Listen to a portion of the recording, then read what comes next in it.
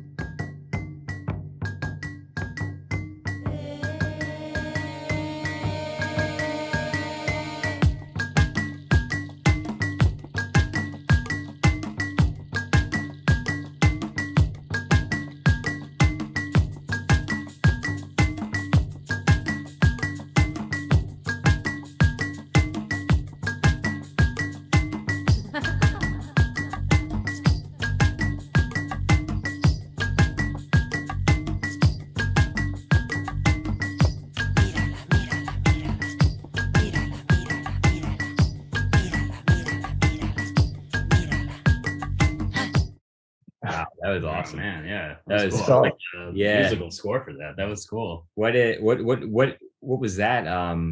What's the meaning of that? I understand what it means. I think I do too, but I'd love to hear the words from the artist. So I have a few different projects that I've been developing over the last, say, 10-ish years. This is an animatic for some of those projects. So it's almost like a trailer of sorts.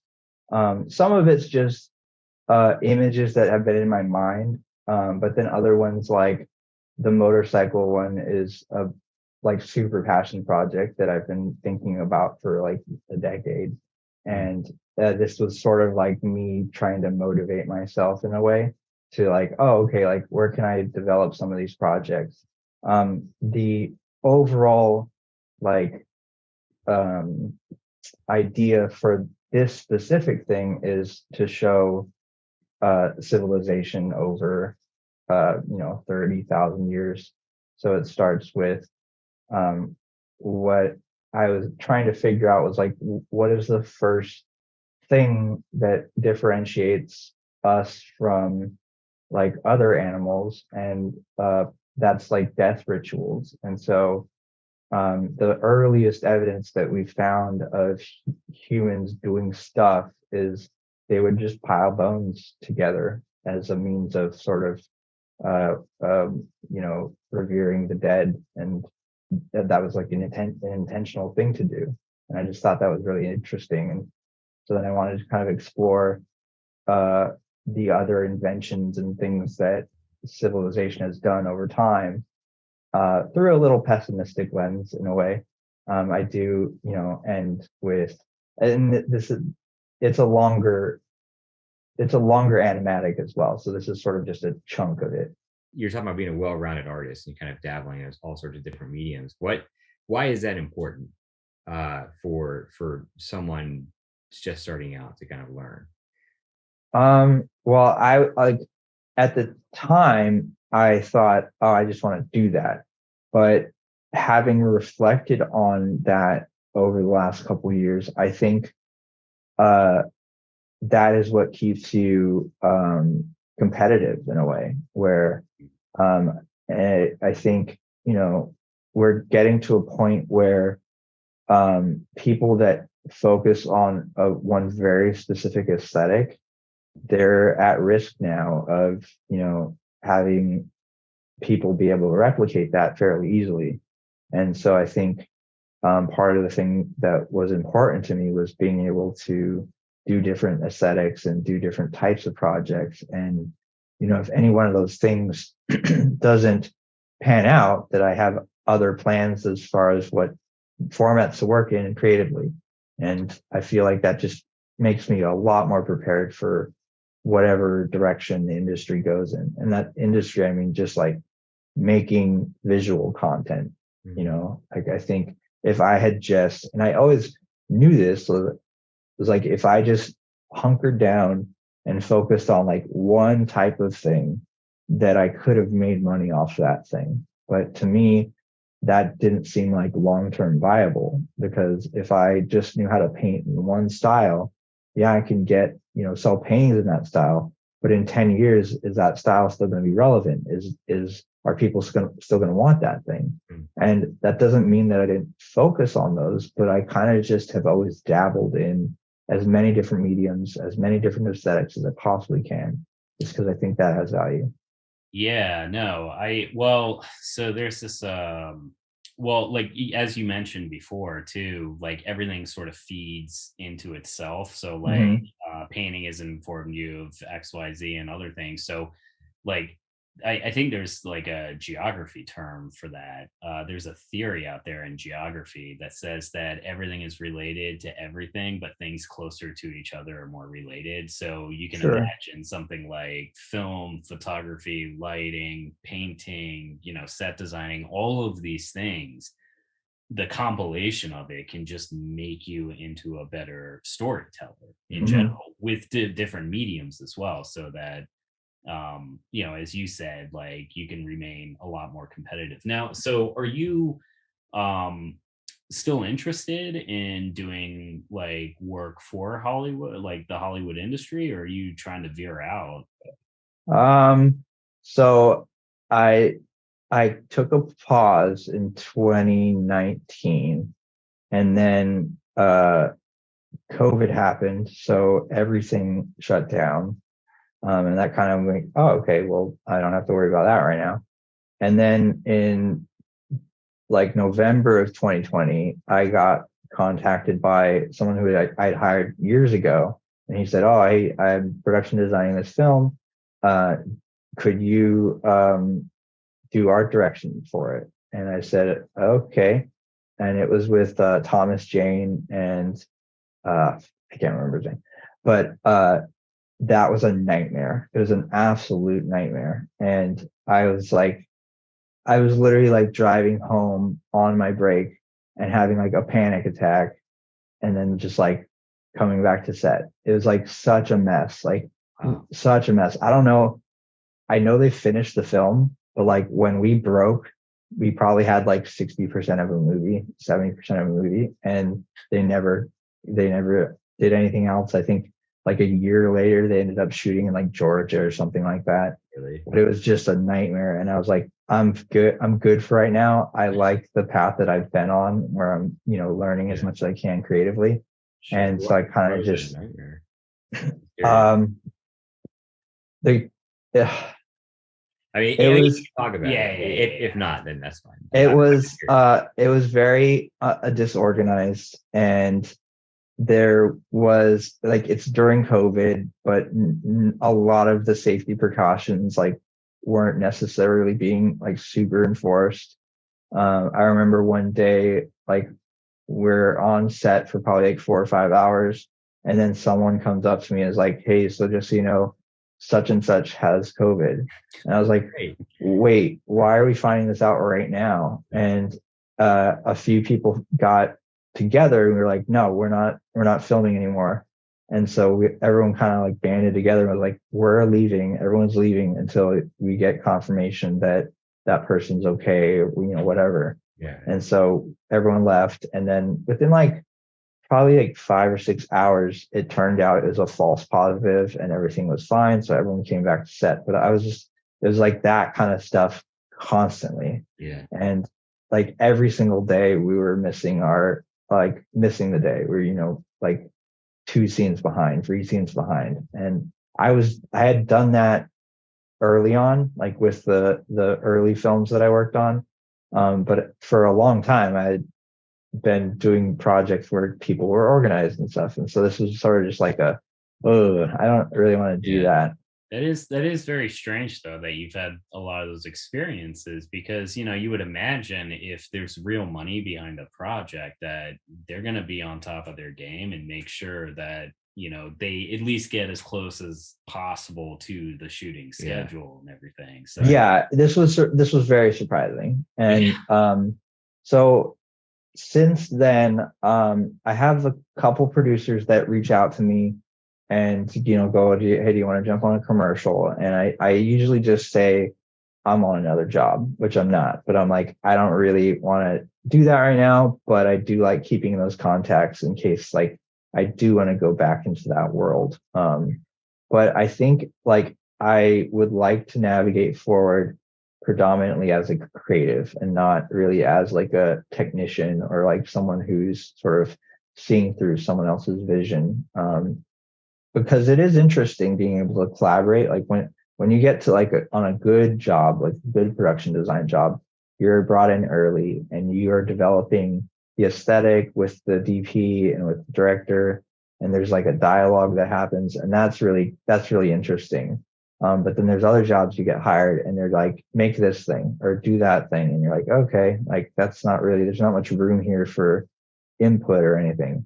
And I think I definitely want more of that in my creative life, is being able to collaborate and being able to develop ideas with other creatives and stuff like that.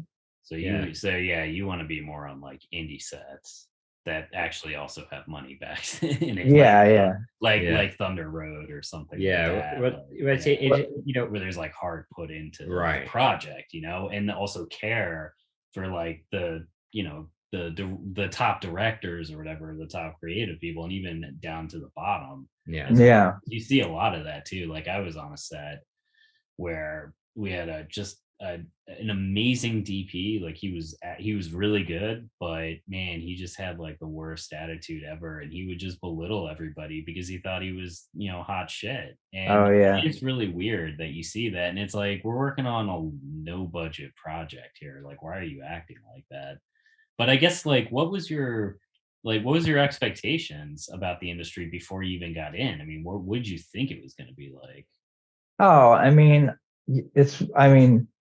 I live in Los Angeles, so where sort of, I think most people here, have some sort of interaction with like Hollywood or celebrity or whatever, so like you're driving down, down the street, like say you're in Hollywood or whatever, and you just see like, I saw Gary Busey in his car. He looked like a total mess. And I was like, that's weird. There's Gary Busey. And I think so there's sort of like, I'm sure a lot of people that live here that get into stuff are a little bit more disenchanted at that point, but I do think, people that come here feel like they're gonna make it and they're gonna be on some big set in a couple years or in a year, and there'll be, a producer that comes up to them and is like, hey, what ideas do you have? And they're like, oh, I've got so many ideas. And next thing you know, they've got some, 5-picture deal or whatever. And I think that I did definitely, like, when I was young, I did have sort of, I think, that expectation in a way. And it's when I look back, I'm like, oh, I wasn't prepared for that at all. Like, if someone had been like, here's $1 million or here's $10 million to make a movie, I would have made it, but I don't think that I had the skills at that point to be able to manage a project like that. Because, like, at the end of the day, if you're a good director, you have to have answers for everything, and you need to be able to communicate very clearly to all sorts of types of people and be kind of ready to problem solve at any given point. And so, like, I think at this point now in my life, I am more prepared, but I think you can always be more prepared. And that is one of the reasons why I've sort of emphasized and focused on animation, because I can sort of control everything, Yeah. So that's the future of creators. It seems like is gearing towards being able to do things yourself. Absolutely. Would you kind of agree with that? Is that kind of absolutely? I think that is, though, like, yeah. I mean, I think more and more as time goes on, creators will be doing stuff completely on their own without anyone else's involvement, from start to finish. I mean, it's already been happening for years, but I think, like, even in, like, the early 2000s, you have all these, like, cartoon sort of, like, animated shorts and things that are just sort of wacky and weird. And that was sort of like the limits of what an independent animator could do. And now, you can spend a few months and have a short film that's, like, not photoreal, but pretty close to that. And you've developed every single part of that. And it looks like something that cost, X amount of money, but you did it all by yourself, or, on a computer, for like 3 months, like, just grinding away. And that's a really interesting dynamic that I think is going to enable a lot of people to have a voice and express, whatever it is they want to express to the public. Yeah. And I honestly, I think the gatekeeping too in the industry is kind of pushing a lot of people towards that route of just trying to make it independently. I guess, like, the common word for them is, like, content creators, but, like, the content creators that we see today, I feel like this is sort of the beginning stages. So it's really the lowest hanging fruit stuff, like podcasting, demo videos of video games and stuff like that, or just talking. But I definitely see that, like towards the future, like in the not too distant future, that the cost of production is just going to dramatically reduce. Yeah, and I think, but I guess, like, that kind of, I kind of want to just go back to LA real fast. Sure. Like, kind of talk about, like, the gatekeeping world in general. Like, how come there is so much gatekeeping compared to places like where we are in Baltimore, where, yeah, there's a little bit or whatever, but, like, people are more willing to share things like stories, camera gear, stuff like that, techniques. Like, but in your experience, in the conversation that we had about a week ago, you said that was kind of the opposite. So why is that? Yeah, I think, and I don't know, but I think that's sort of a carryover from, a long time ago, when your information and your skills was what you had. And so, I only really have experience, with that sort of element with art department, but I remember starting out and going to prop houses and, like, running into, like, a seasoned prop master, And I would be like, oh, hey, where do you get this thing or where do you get that thing? And they'd be like, oh, you just got to wander around Burbank and just sort of walk into every prop house. I'm like, that doesn't seem like an efficient way to do this. But okay, like, why can't you just let me know?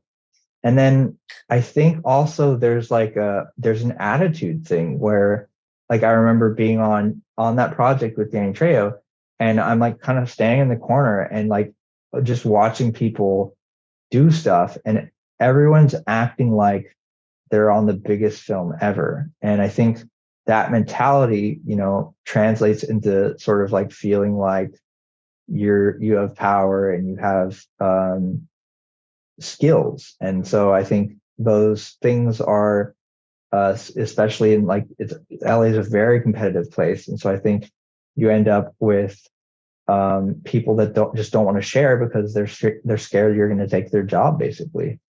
And I think that's probably it. I didn't have too much conversation about that just because I didn't really approach it that way. And so, when you get on a set, when you get on a feature, no one knows anyone. And so like the first 2 days are kind of awkward, but so quickly there's like camaraderie and you just kind of like get on the same page as not necessarily like the producers, but like all the other departments. And you usually end up friends with almost everyone by the end of the shoot. When you do commercials, it's like 1 to 2 days or more, sometimes more. But because it's so short, you kind of have to make friends right off the bat. And so by the end of lunch, everyone's sort of talking to each other and kind of like doing that. And so there is a little bit more sharing with like crew. But as far as like higher ups and stuff, there's definitely like, and keys, there's a lot of sort of gatekeeping, I would say. Yeah, it's like the higher up the food chain you go, the more fearful you become Sure. of your position, really. So it's like, it's almost like, it's really like, I think you touched on a key thing is the competition, right? It's like, it's so highly concentrated in one area with pretty much a few companies. Mm-hmm. So there's only so many seats that can be taken, right? But I mean, as technology progresses, then as more people will probably prefer to veer outside of Hollywood to make their own living and whatnot. And so like I definitely, and it's interesting too, because I was reading up, obviously we're working on Story Prism, so we have to read up on some technology stuff. And I can't remember exactly where it was from, but it was this book I was reading about Facebook and Twitter and Meta and stuff like that. And they realized that they would be much better off if they were more open source. And so that's exactly what Meta is attempting to do. I mean, I know it's kind of faltering right now and whatnot, who knows? But a lot of these new companies that are coming out are actually choosing to be more open source because there's more power in that when you share information freely and then you just let talent in competition decide, hey, what's hot, what's not, what gets made, what doesn't get made. You know what I mean? And I feel like that's not happening right now. It's more like there's a few decision makers that say yay or nay. And yeah. Here's a question for you. So if everyone can make $100 million movie, what does the future look like in that scenario? Like everyone can make something that looks like it costs that money. If it's so easy to make $100 million movie, I would say, I mean, I think it's all speculation. It could go any number of ways, but I feel like, and I kind of have thought this for a long time, is like, there's never going to be another Beatles or Michael Jackson because there's so many options available now. There's so many ways to digest content that the real thing to focus on in my mind is finding your niche, finding like a smaller community where you have a stable community, and say you have, 10,000 people instead of, 5 million, I think that is probably more long-term viable given how the industry, and not just film, but how creative endeavors are going. Is like, I think it's just a matter of finding your audience and not finding the entire audience. Yeah. Yeah, no, I definitely agree. I think marketing too, like learning how to market is probably going to be a key skill for creators in general, because as you said, there's just going to be so much content out there. But then, like, let's go a step further though and say, like, okay, so hypothetically, let's say they invent a machine where basically it just runs on autopilot and it directly targets users, um, and curates a movie on the spot that directly touches them the same way targeted marketing does, right? Yeah. Like what would happen to content creators? Because theoretically, I mean, some out there like futurists say that, okay, maybe somewhere down the road this could be an eventuality. So what are your thoughts on that? I mean, I think that if we get to the point where, AI is able to do that complex of a task, that complexity is going to be happening across the board in every field. And so, that won't just come out of nowhere.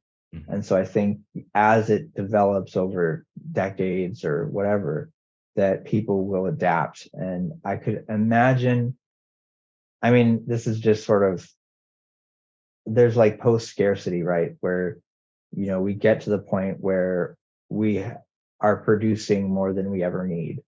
And I think that I could see that dynamic happening in regards to creation, where maybe people aren't really concerned with making a living as a creative, but they just want to share ideas. And so I don't know. I have no idea where that's going to go.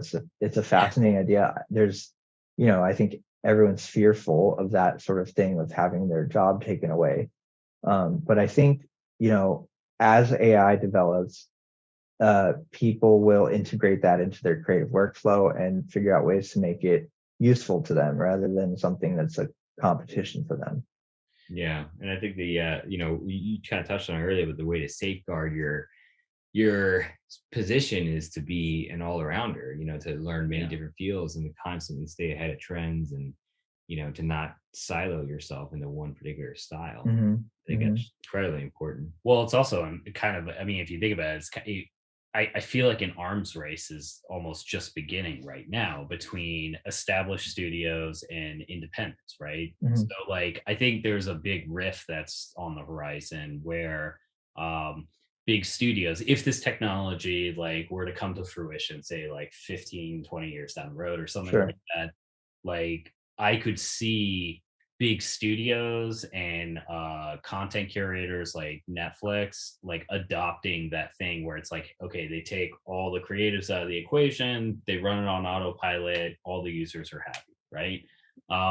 But at the same time, independents, they're going to be left in the dust. So I see it as they're going to need the right tools and everything to be able to stay relevant.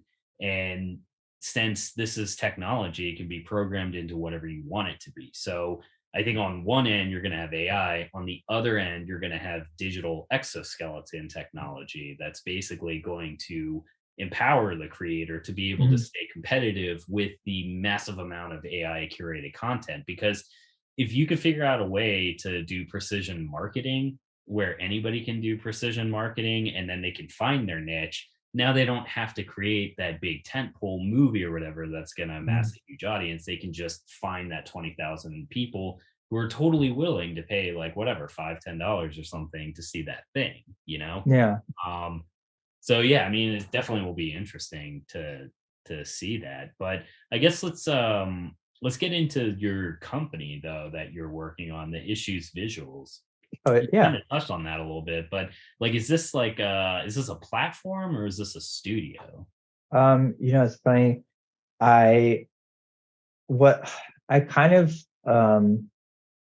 I did the studio thing, and I don't remember where I saw this. It was fairly recently, but it was someone talking about like, if you want to be an independent creator, should you brand yourself, or should you make a company or make a studio?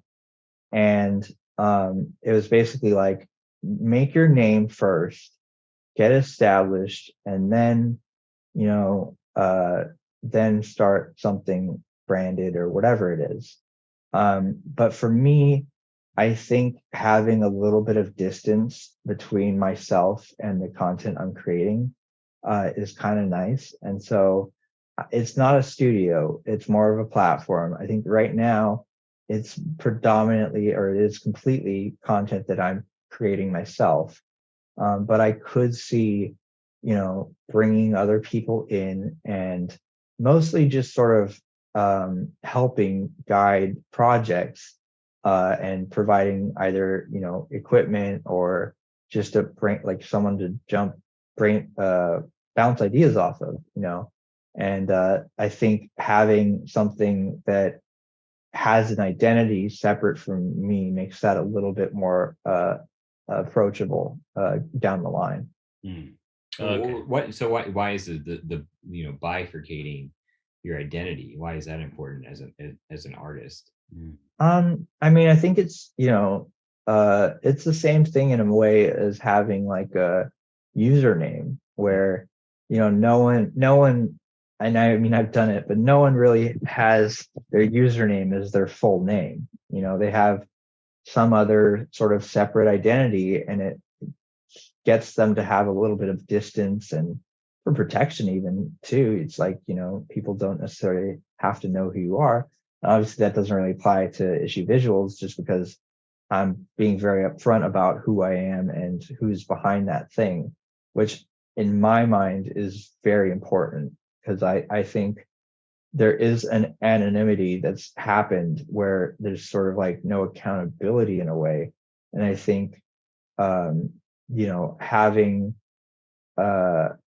having your name on your stuff and not just a handle or whatever, makes it people feel a little bit more sure of what you're doing and that you're being honest. I think that being honest, to me, being honest creatively, has always been important. And I think that was another thing that really frustrated me about the industry, was everyone's sort of like trying to get you, I guess. Like, it's like, oh, okay, you actually did have the money. Like, why were you playing this weird game? And I think being transparent about sort of my process and my experience hopefully can make other people feel like they can also be honest and just sort of talk about what they know and what their experience has been like.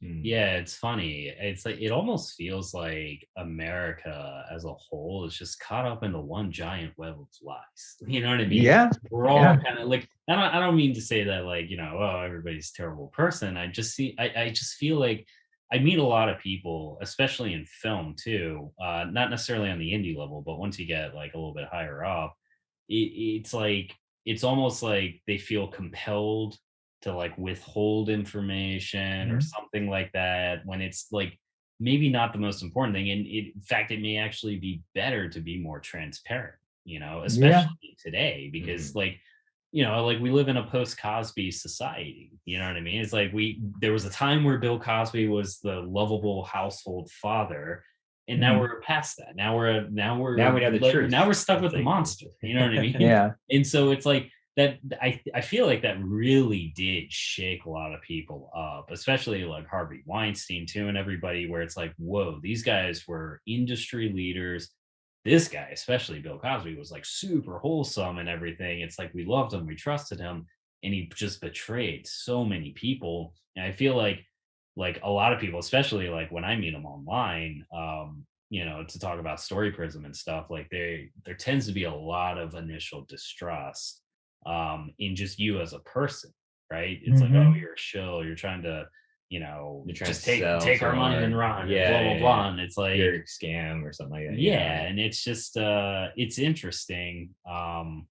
But yeah, I mean, I don't know really where I'm going with that point. But well, I think it's important, going back to the idea of honesty and how especially in the industry, you see a lot of dishonesty, and it's because they want to protect the resources that they have, and I think it also stems from fear, right? This is being afraid of the truth, and Oh, entirely. Yeah. I mean,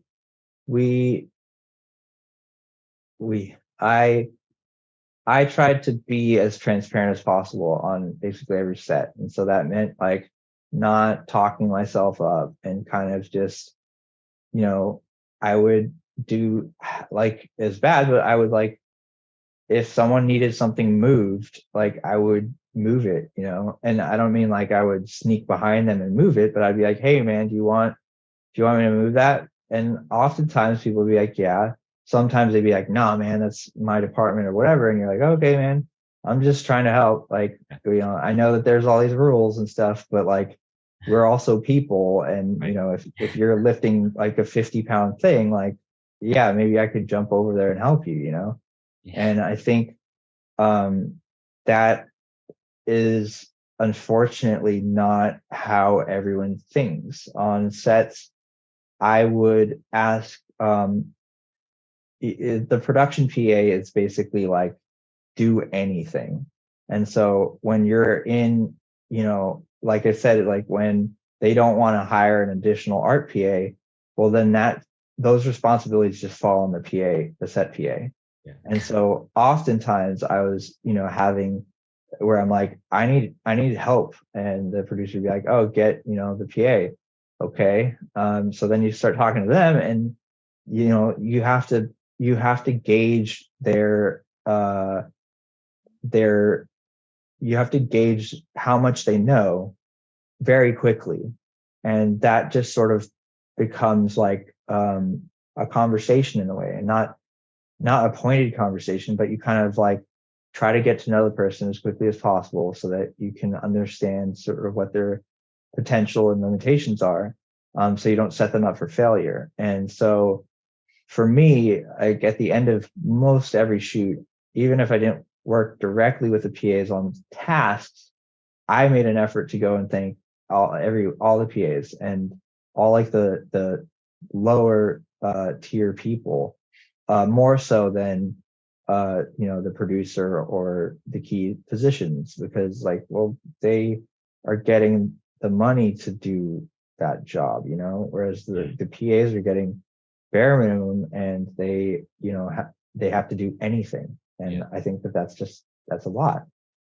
Do you see that line, like that division clearly on sets between like below the line and above the line people? Oh yeah, definitely. I mean, yeah, it's all set up in this way to so I did a short film, and we brought in all these people that we knew, and I was doing a lot. Like I was producing, I was directing, I did all of the art direction. I had people helping, but on the day that the first day we're shooting, there's still like art stuff that has to happen. And because I am sort of the person that's sort of put this thing together, I had to jump in and help, do that sort of thing between shots or between setups. Like I would run outside and like start drilling something or whatever. And I was doing that, and I had my back turned, and one of the camera operators like comes up and he's like, hey man, hey, we need some help. Like, what's going on? And I turn around and he's like, oh, I'm so sorry. I didn't know. I didn't realize that was you. I was like, well, no, it's fine, man. Okay. And then, he walked away, and my brother was helping on set that day. And we talked about it, a few days later, and he's like, that dynamic is so weird that someone can like have like a total lack of respect for someone, but then they realize like, oh, you're quote unquote important, And so now your whole attitude changes and you are willing to put up with whatever. Yeah. And I did really think that that was very strange. And I think that is very indicative of how people in the industry operate in a way where it's like there's certain positions that are sort of revered, and then there's everyone else who is like you're totally expendable. Wow. It's a very hierarchical system, which, you know, in some ways it's important because, you know, it is like you're kind of going into battle. You kind of need to know who's in charge and there needs structure. But the downside of that is, you know, you get a lot of that. Well, yeah, you can have structure without disrespect. Right. Exactly. You know what I mean? Yeah. You can honor the everybody at all levels. You know what I mean? Right. It's like nobody is really beneath anybody. You know? Exactly. Which everyone's trying to make a living. Yeah, exactly. Yeah. That's what I'm saying. It's like, we have friends that, you know, work for Netflix shows and stuff that get shot here. And yeah, we hear stories all the time. Like this one dude got fired because some actor was it was Kevin Spacey actually. he was messing around with the sound or something. And the director got like all pissed off and he's like, who did this? And blah, blah, blah. And then Kevin Spacey blamed this dude, the sound technician, who like put in an awkward place because he's like, you know, like, hey man, I can't like push you away or anything. Yeah. And then the guy got fired on the spot, man. Like Kevin Spacey just kind of laughed it off. And it's like, dude, that's somebody's job that lost, you know what I mean? Right. It's terrible, you know, beyond all the other stuff that he did. Yeah. There's some. Oh, you know, it's funny. You mentioned Harvey Weinstein and like Bill Cosby. Sorry, you know, a little bit of a tangent, but the whole Me Too movement really made me reassess how I look up to people. And to me, it really pulled the rug out as far as like, oh, I don't need to put anyone on a pedestal. Like I can you know, digest someone's content, but I don't have to like revere that person. Yeah. And then on top of that, you know, I kind of went like, I don't have to watch these people's things. Like there's so much, like we said, there's so much content out there that like, yeah, it's a specific story that someone's probably not going to tell, but there's a billion stories out there and I can put my time and energy into, you know, those people. And it's like, I don't have to listen to Kanye West right now. Like I can just sort of avoid him right now. And that's fine. It's like, there's great music out there. And so I think like people think like, oh, you got to separate the art from the artist. And I do see that to some degree. And I think especially when you're looking at like more historical figures where you go, okay, like what was going on then? And I don't think that necessarily negates any responsibility. It's like, you know, you know, some artist in 1850 who's like super racist.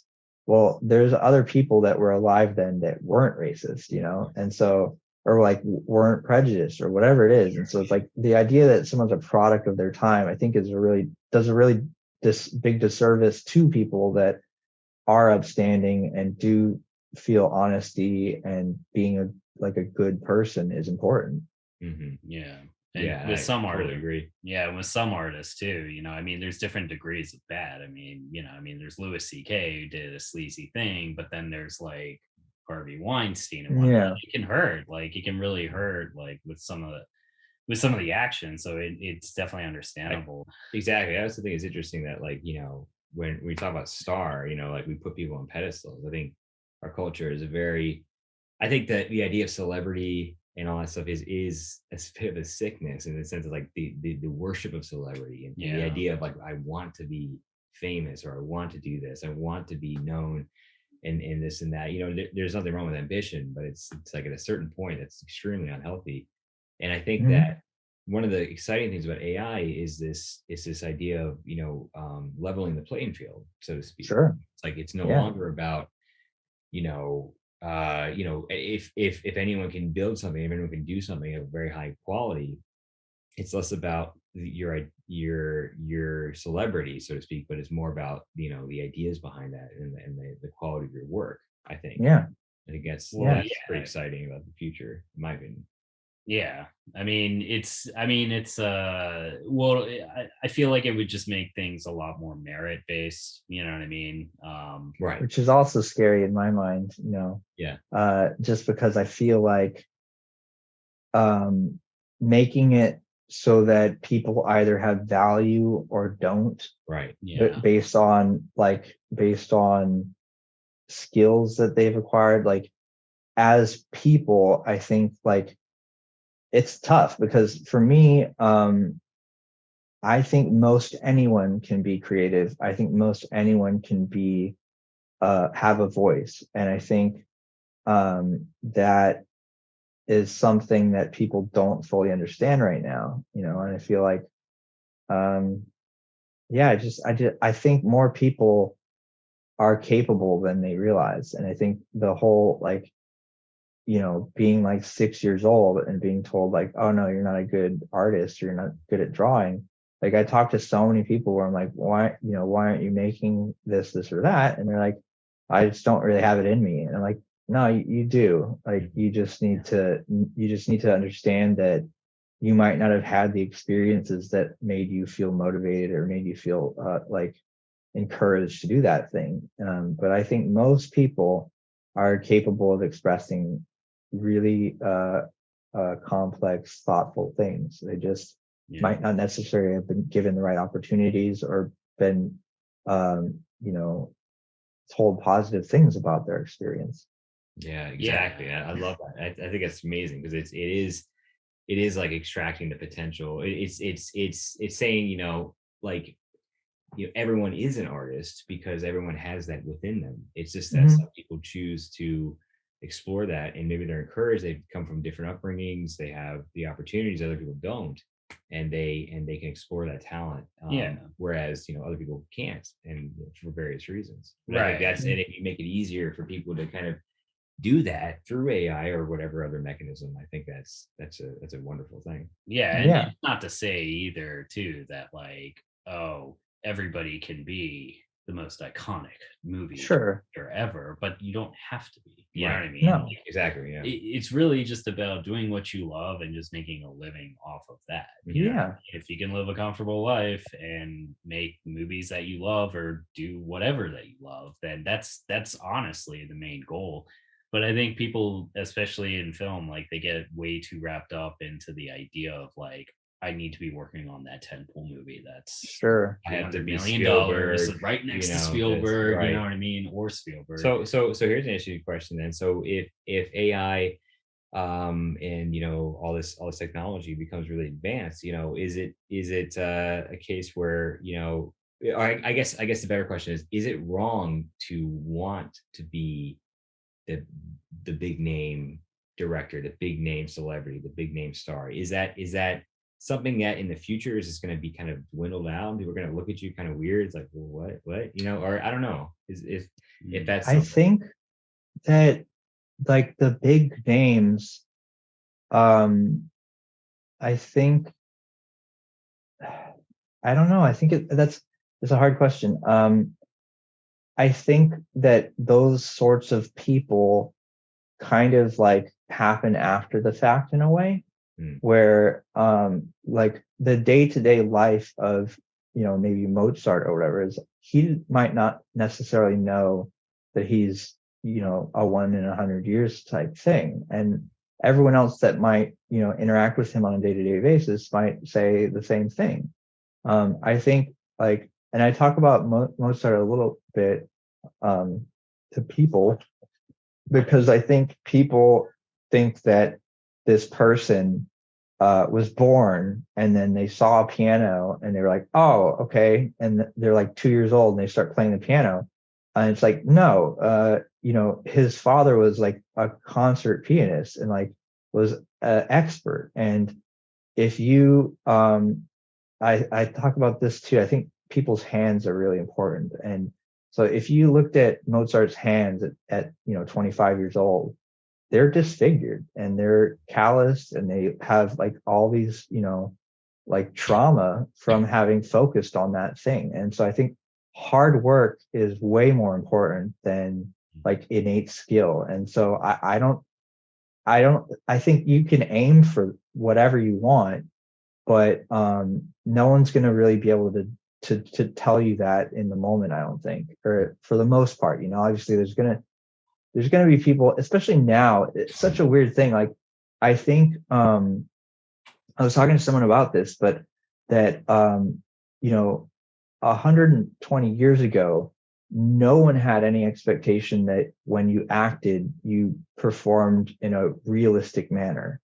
And that's sort of like changed, where now you have, like, we revere and look up to people that can, like, successfully lie, like, and that's a weird thing. And so I think, like, being at the top, in my mind, being at the top now means like ignoring all the other people that got you there, in a way where it's like, it's sort of like this whole self-made thing, where it's like, that's not a thing. Like, everyone has resources. Everyone that's ever made it, for the most part, has had resources. Every creative, historically, that, we now are just having it where someone can make a YouTube channel, or not now, but like past 20 years, 5 years, we now have it where, someone can make it without having any sort of background.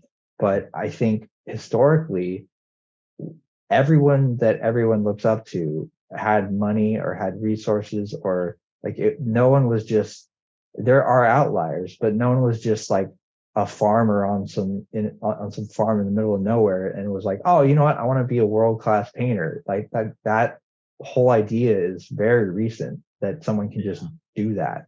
There is one historical figure that actually breaks that norm, and it's Ulysses S. Grant.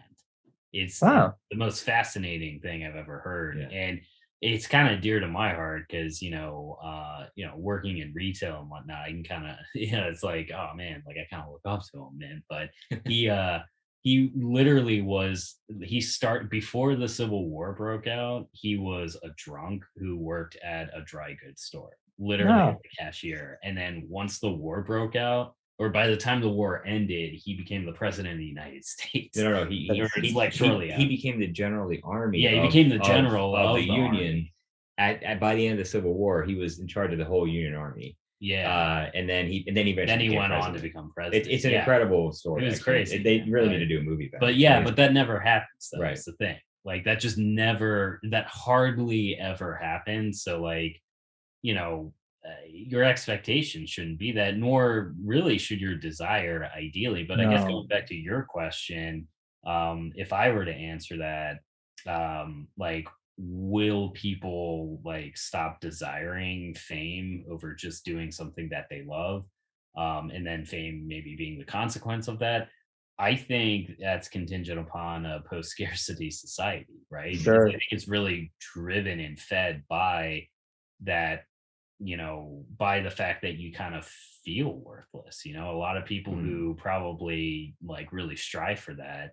I've met a few people. There was this one kid I met actually while working in retail, and he had, like, Cisco hair and everything like that, like super flashy, like acting with an attitude like he was a Hollywood star already, but he was cashiering and stuff.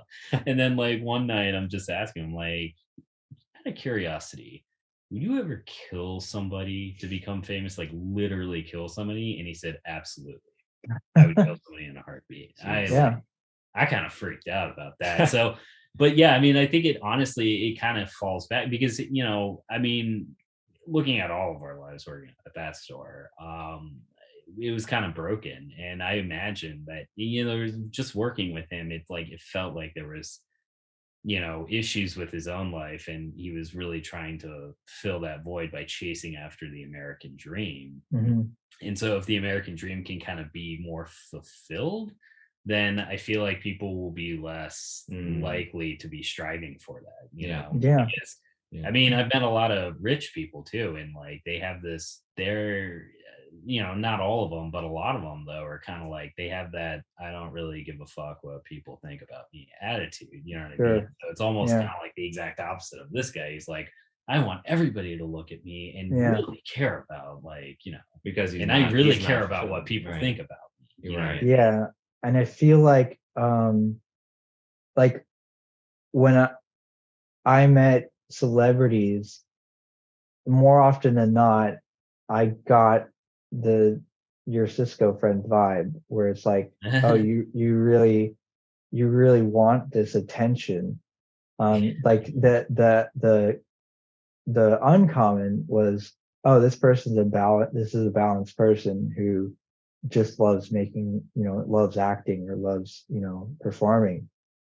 Those were the outliers, but everyone else, you're like, oh, this is weird. Like you from like the time you're like 3 years old, you wanted to be on stage or like in front of people. And that dynamic, I think, is rarely like healthy. I have a friend who, like, he really wants to make it in that way as a personality, and to the degree that he really does feel like that hinges on his contentness as a person.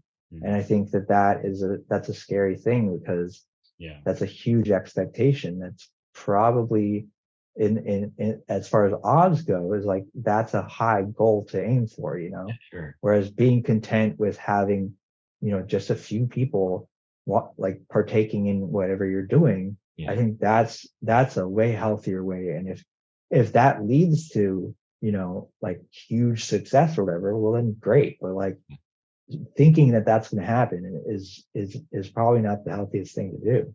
No. Well, that's exactly. It's just like, I was watching this documentary about stalkers and whatnot, and like the psychology behind them. And literally every single one of them, it's that mentality of like their entire identity hinges on this person. And if they leave them, then that means that their identity is gone and that it's no longer worth living. So that causes them to take action, and fight for them or whatever. That's got to be this need to feel in, like the celebrity thing. I mean, it's got to be a recent phenomenon in culture. But back before movies and before television and radio and whatnot, it was like, obviously the desire, ego gratification and whatnot has always been there. It's been part of human nature, but it's like the sickness of like, needing to be fulfilled by having other people love you. It's just like, so it has to be like a new phenomenon. Well, it was a sin back in the day. That's what the word glamour actually was, like a derogatory term. Like, oh, she was filled with glamour. It was like, oh man, that's not a good thing. That's terrible. Yeah. Well, I mean, nowadays, like I'd say, like early 1900s, you don't have kids as celebrities. Like, you don't have, like, if you're known for your talents, you're a full grown adult before that. Generally, again, like, there are like Mozarts that, are performing concerts at 8 or 9 or whatever. But for the most part, if you became known for that thing, it's because you spent a long time doing it. Now you can have someone who's like 12, 13 years old, and they've got like millions of dollars, and for that translates into, oh, they have a voice as well. And it's like, well, that's a scary thing, is, having like an 18-year-old, having a 19-year-old, thinking that they have, but just because they have a platform, that they have, that everything they say has value. And I think that that's such a scary thing. And there are going to be, 18, 19-year-olds who have focused a lot on, what do I value and what do I stand for? But I think a lot of people that get, successful early on like that, they don't necessarily prioritize that. And I think that's unfortunate. Yeah, I agree. And it's one of those things where, I do see, there's a lot of fear with social media, and a lot of fear with things like, oh, it's going to get worse. It's going to get, how are we going to deal with all that? But I think one of the ways to kind of, look at that as like, well, we could, if we could just, if everyone has the possibility, the ability to do something very easily, of a high quality, or to be able to put themselves out there very easily, I think it's going to be a thing where, it's gonna there's gonna be an existential crisis, I think, regarding that, which I think will be interesting to see, and to speculate on exactly how that's going to play out. And what I mean by that is like, it's going to be so easy to do something. It's going to be so easy to Sure.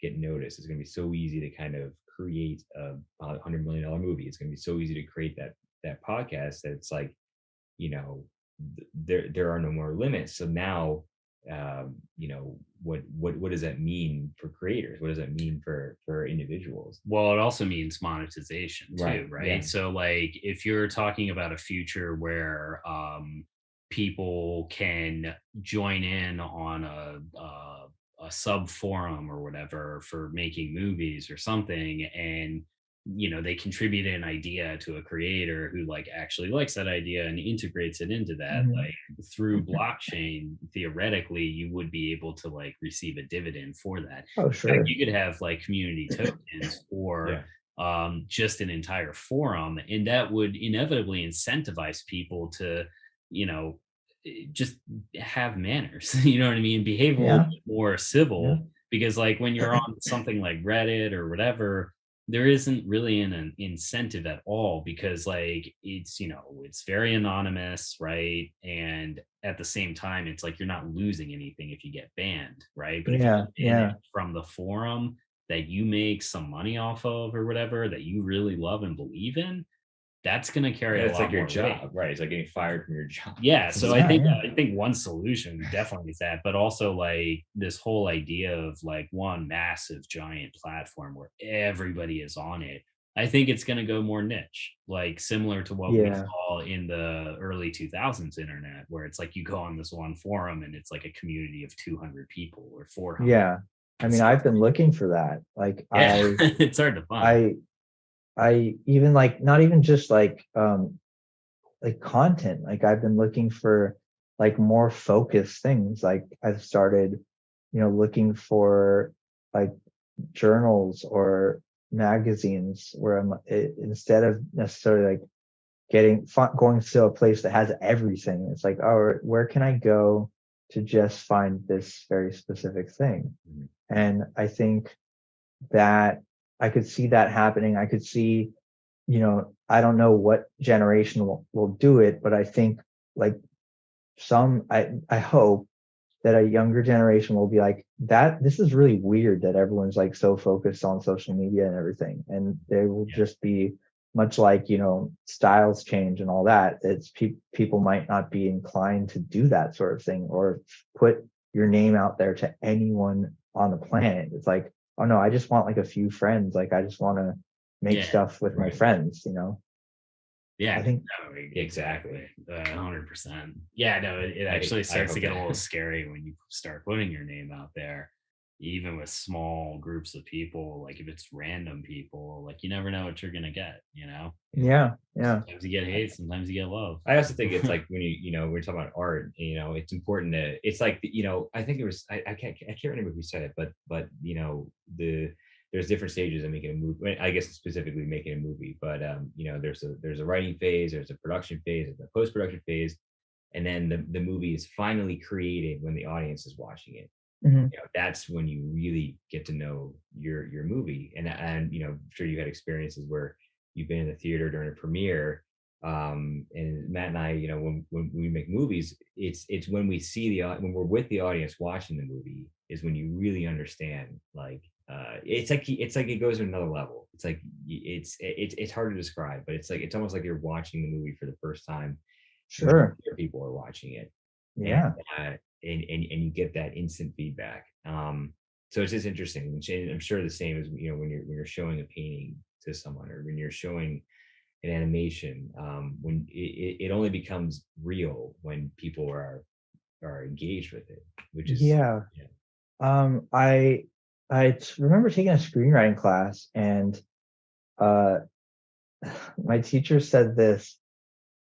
he said like making stuff like just for yourself and never showing it to anyone is like self-masturbatory, like where like what are you doing it for? Like if you're not gonna, and that doesn't mean that you need fame or anything, but like part of making stuff is to share with other people and to it's a dialogue that you're opening up ideally. Like you're not just no one make, I mean, I think most people make stuff to communicate. And like I think a lot of artists might become disenchanted by it, where they kind of like hermit up sort of thing.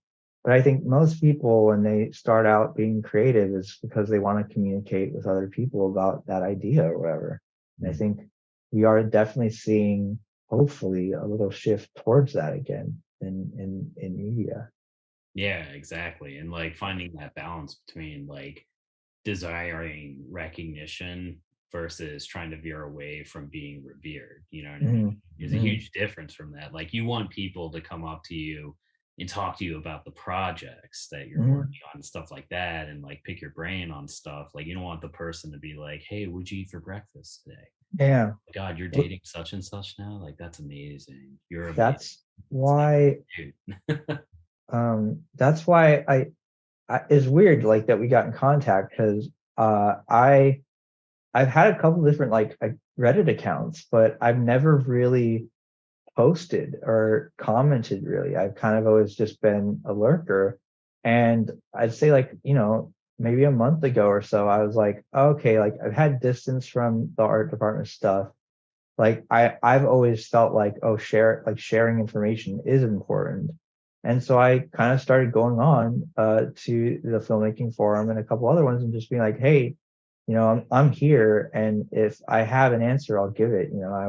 I won't really hold anything back. Obviously, like there's certain situations that I can't talk about just because of privacy or whatever it is. But for the most part, like if someone asks me a question, I'll try and answer that honestly. And everyone that I've talked to for the most part is like really receptive to that, because I think it's unfortunately, I think it's rare for people to be in the industry and feel like they can just talk about whatever. Yeah. Well, it's also Reddit too. And Yeah. I get, yeah, like people just, I mean, you could literally post a picture of a basket and people will tear it apart. Yeah. It's like really Yeah. funny. Yeah, that is interesting. It's like I guess it goes back to our conversation about honesty and about being transparent and sharing and being a community. And I just there's not really in the industry. I guess one of the big problems is that as you pointed out, it's like there's a lack of community. There's a lack of helping and a lack of mentorship. And I think that's really important to kind of foster and something to kind of make it stronger and make people's movies stronger. So yeah, I don't know. I guess it all starts with individuals, but yeah. Yeah, I mean, I think we'll get there at some point. Technology is moving faster than we can keep up. So oh yeah, and faster than regulation. Yeah, exactly. Yeah. So that, which could lead to our demise, but also lead to some opportunities. I don't know. Yeah, definitely. But yeah, real quick, man. So we kind of ask all our guests this, but what would be like your number one piece of advice for creatives who are just starting out? Well, if you're a visual artist, I would say, like start animating. I would say start dabbling with like taking either an animation class or just going on and looking at tutorials, because like you can get Unreal Engine 5 for free, and within like a couple days you can be making full scenes and making full like environments, and that if you get comfortable with that, then you can start making characters, and that I think that hopefully that sort of thing, those tools will make more people realize like, oh yeah, I can do that, but if I can do that, then I can probably do a real thing, or I can I can build a design, or I can make a piece of art, or whatever it is, because I think once you understand the dynamics of how to make something visual, that's a great thing. And I feel like, and I don't mean animation, but just like computer generated content is, you can do it completely by yourself, and you can experiment as much as you want, and there's no cost. Like, you're not spending any supplies or anything. And if you develop like an interest in that, then you can go off in whatever direction you want. And so when I've been meeting more young people, and that is generally like what I say is like, if you can just don't even do it for the rest of your life, but just take like a couple of weeks and just explore animation just for a minute. Mm. Yeah, no, that's an interesting foundational starting point. To speak specifically about like live action filmmaking, I would say that you need to be able to communicate, and you need to be comfortable communicating. And for me, I always struggled with that, like growing up. And so when I went into the film industry, it was really hard because you have to just immediately connect with someone. And because when you do that, things go smoothly. And so I think ideally I would have learned those things before getting into the industry. But so I kind of went into the deep end. And I think that's if you look at everyone that's successful, between the people that are creative, and then the people that are just like sort of personalities, everyone that is successful knows how to communicate and knows how to talk to people about their ideas. I think that's incredibly important. Oh yeah, extremely. And that goes across the board for like pretty much any job or career that you want, especially in the creative field.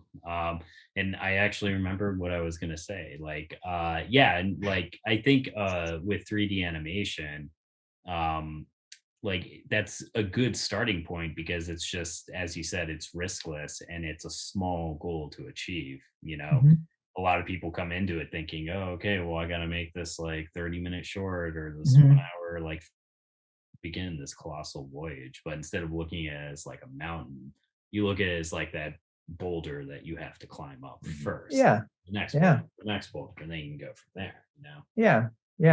And I think like there's a movie called Waltz with Bashir. It came out in 2008, right? And I was looking into the production of it, and they had like 4 animators and an editor and like 1 VFX artist. There's like 10 people on the entire crew. And it took a couple of years, but they did it totally by themselves. And that was in 2008. So imagine what is possible for one person now. I think especially like there's motion capture right now, but you have to have like a $1,500 suit to do it. But in a couple of years, they'll be able to track, like your computer will be able to track your movements and everything very, very easily. They can already do that with your face, with like Adobe Animate, for instance, or Adobe Character or something like that. But you can have it track like your entire movements. And it's 2D right now, but in a couple of years, you'll be able to map that onto a 3-dimensional character and move them around or do whatever, and it'll be really accessible. And I think that will open up the door to a lot of people to just make whatever. It's an exciting future for sure. I think the big problem is going to be sorting through all the amazing content. Yes. Which is where the niche places are going to become more important. You know what I mean? Because you're not going to go on this mega platform to find your thing, because it'll just take forever to find the thing that you really want. You're going to want to go to this smaller thing that know has the content that you're looking for. And I think we talked about like people finding a niche, and I feel like it's just way more approachable, and that's what people want. And I think people are totally okay with having like a tiny audience at this point, where it's like, I don't need to take over the world, like we were, saying. Right. Yeah. Not everyone, but Yeah. yeah, man, this was a really great conversation, man. We really appreciate you for coming out, Yeah, and of course. thank you everyone too for watching this. I mean, this is a great discussion. I think the key takeaway here is really that if you're going to get into the Hollywood system, you'll probably go through a bit of a disillusionment. Yeah, Stuff yeah. like, yeah, just like it seems pretty treacherous, long hours, and dealing with some unsavory people. But even though there is some good stuff too, I mean, I'm sure you had a great experience with Danny Trejo.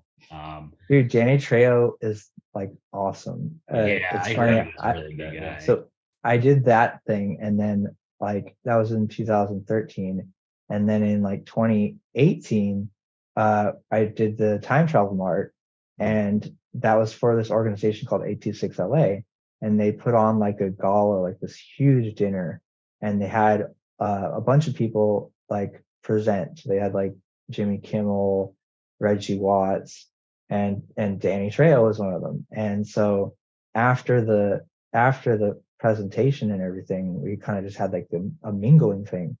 And I went up to him and I was like, hey, like, just so you know, like you were on like one of the first things I worked on as a PA, and I ended up doing this thing. And he was like, oh, that's so cool. And he gave me a hug, and it was just like so nice and like endearing. And I was like, oh man, because that's how he was on the set for the first film too. He's like totally game to help out, do whatever. And it was just like a nice thing. So that there are genuinely like nice, compassionate people in the industry. It is, I wouldn't say rare, but it's hard to find, like it's difficult, but it's, if you can find people that are good, it's totally worth it, and it really is motivating to make you want to do creative stuff. Yeah, definitely. But so I guess real quick, I know we're gonna have this in the show notes, but where can people find you to learn more about like what you're doing with like issue visuals and everything? Okay, so everything's sort of in development right now. Like I have kind of been working on that for the last few months. But you can check out my Instagram, which has mostly my two-dimensional stuff at issue visuals, and then the website is issuevisuals.art, and I'll have some of the projects that I've worked on in the past, and I'll be putting up more stuff in the future, and see where that goes. Awesome, man. Awesome, Cool. dude. Well, thanks for the info, and yeah, thank you again, everybody, for coming out, and we'll see you next time. Thanks a lot.